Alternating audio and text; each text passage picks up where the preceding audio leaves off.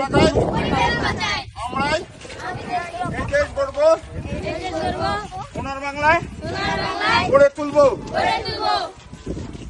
উজ্জ্বলা সুফলা সুন্দর এই দেশ আমরা গড়ব। গাছ লাগাই, এখন আমরা কি করব? বৃক্ষরোপণ করব এবং গাছের পরিচর্যা করব, ঠিক আছে? এবং আমরা এই ফল থেকে আমাদের কি কি উপকার হবে? আমি গণি ফটো স্টুডিওর লোক, গণি কালার লেবে। জেলা সুজনের বৃক্ষরোপণ সফল হোক, সফল হোক। জেলা সুজনের বৃক্ষরোপণ,